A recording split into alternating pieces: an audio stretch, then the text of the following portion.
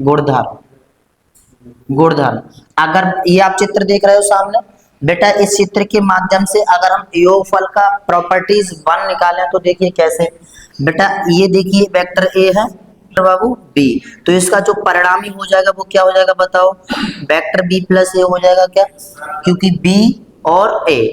और बेटा अगर इसका परिणामी निकालूं तो देखो ए, ये पहले इधर जा रहा है ए प्लस बी। क्या इतनी सी बात समझ में आई सब बच्चों को? अब बेटा जब इसका परिणामी निकलेगा तो यहाँ से क्या आएगा, ध्यान से समझना, ये आ जाएगा vector A plus vector B बराबर vector B plus vector A. That clear बिटवा यहाँ तक? या तो इसे इतना लिख सकते हैं या तो बेटा हम इसे इतना लिख सकते हैं, नजर सामने, सब बच्चों की नजर सामने। Any problem? ठीक है, ये हुआ हमारा सदिशों के योगफल का। एक अदिश का सदिश से गुणनफल बेटा, गुणनफल। ठीक है, देखिए कोई हमारे पास सपोज कर लो ये बेटा वेक्टर ए है सदिश, वेक्टर ए क्या है बाबू, सदिश।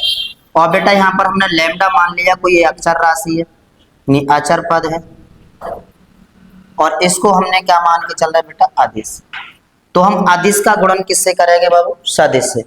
तो यहाँ पर क्या हो जाएगा, थोड़ा ध्यान से, लैम्डा वेक्टर ए, और जब वे चाहे इसका गुणा करेंगे तो क्या आ जाएगा, modulus of lambda into modulus of vector A. क्या इतनी सी बात समझ गए सब बच्चे? इतनी सी बात समझ गए बेटा? तो ये है आपका lambda vector A equal to vector lambda और इनटू वेक्टर ए। ठीक है, ये होता है बेटा किसी भी एक अदिश से सदिश का गुणन का फॉर्मूला। चलिए नोट कर। हाँ बेटा, एक सदिश के घटक, तो सदिश के घटक हमें देखना है। हमने माना यहाँ पर कोई वेक्टर हमारे पास ए बराबर है 2i 3j 4k। बेटा अगर सदिश घटक की बात की जाए तो सदिश घटक इसमें क्या हो जाएगा, 2i 3j और 4k। ओके, और अदिश घटक इसमें क्या हो जाता है बेटा, 2 3 और 4। तो इससे बड़े ध्यान से आप सभी बच्चे पढ़ेंगे।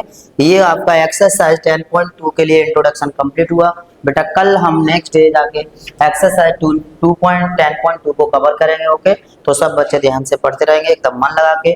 ठीक है, ओके।